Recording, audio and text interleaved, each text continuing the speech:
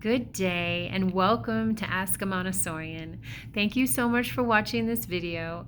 I'm going to share with you some of the phonetic objects that we use when we are introducing reading in the primary 3 to 6-year-old Montessori classroom. My mom has collected these objects over 40 years of teaching. Sometimes they can be challenging to find, but when you do find them, I highly recommend you start your own collection, especially if your child is of, 0 to 3 years old, so that you can start working with them. Another thing that I did with my children is whenever I saw something that was phonetic out in their environment, we would write it down and we would talk about it, and I would sound it out. And you can incorporate their environment as much as possible into their learning. I highly recommend it because they absolutely love it. Without further ado, here are some phonetic objects. We have a jug. Back in the day, they used to use these as milk jugs. J, a, g. The child will begin to blend on their own, and it depends on the child. Sometimes it happens quickly and sometimes not so quickly. It just depends on how many lessons they learn, how many lessons they receive, and their retention skills. Here we have a tub, because we used to use wash tubs to wash our clothes in and take baths in. Here we have a box made out of cardboard. Here we have a net the children can use. They can actually hold it. Part of Montessori is being able to incorporate all the senses. Here is a hat. It's made out of plastic. I've seen felt ones too, if you can find them.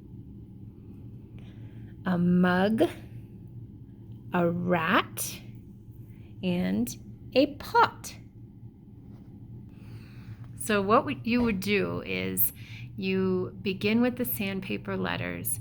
They have the sensation of that rough texture, and they're tracing them, which puts an imprint into their brains. So not only are you telling them the sound as they're tracing it, but you're also guiding their fingers so that they make that formation when they start writing cursive. You also use the movable alphabet with these objects. Sometimes children will start building words with the sandpaper letters, as long as they're not damaging the materials or hurting another child or themselves. Let them explore. So you have the movable alphabet, and they will begin building words.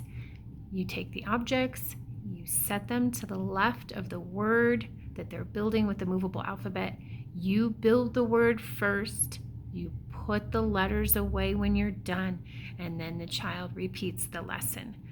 The movable alphabet was how I learned to read in the Montessori classroom, and I have wonderful memories from it. And my cursive is still, I get compliments on it all the time.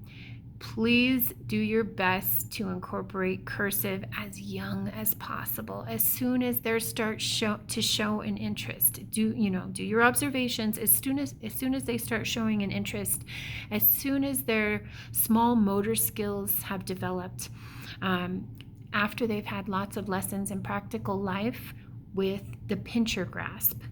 And then in sensorial, in the beginning, you have the knobbed cylinders. They're pouring in practical life, and they're pinching the pitchers. You get little pitchers with little handles on them.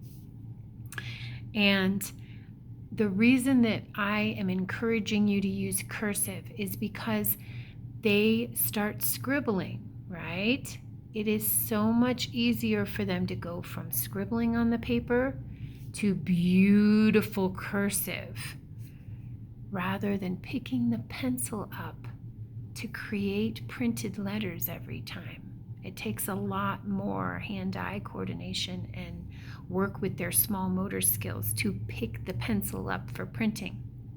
Now, mind you, they will learn to print on their own, but cursive, if they don't learn cursive at a young age, it can be a little more challenging, but it's a beautiful form of artwork. I highly encourage it.